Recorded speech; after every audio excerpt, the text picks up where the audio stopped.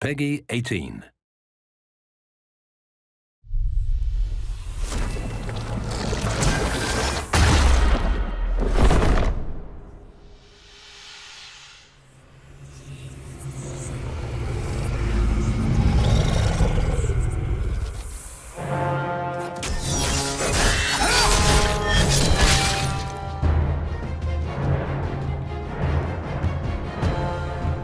Hi, I'm Mike Laidlaw, lead designer for Dragon Age 2, and today we're going to take a look at some PC gameplay and the two different ways you can play Dragon Age 2, as an action RPG adjusting your strategy on the fly, or with a more considerate pause and play approach, issuing your orders tactically. Let's take a look.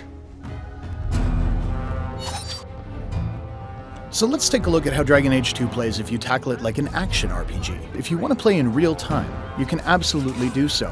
The Rogue really shines here, able to move quickly around the battlefield, get into position, and separate out enemies. Of course, once you get into the thick of things, you'll notice you can fluidly move between characters.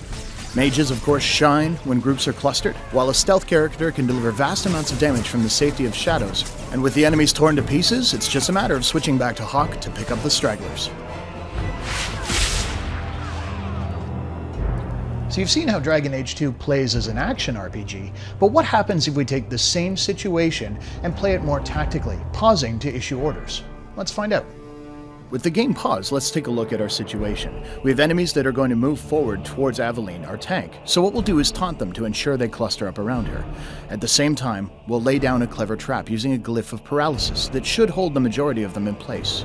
While we're at it, we have two groups of archers in the back, so using both of our rogues, we're going to toss miasmic flasks to stun them, taking them out of the fight for a short period of time as well. The enemy's approaching, they hit the trigger, perfect, they've fallen into our trap like we expected.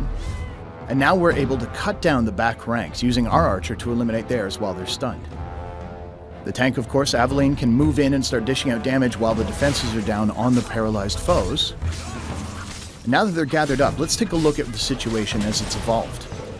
Switching to Hawk, you'll notice that the enemies are all kind of standing in a row, perfect for a knockdown attack, which will scatter them off their feet and unable to move out of a rain of arrows that Varric will lay down over the battlefield. And there it is. Now switching back to our mage, we register the enemies are starting to weaken.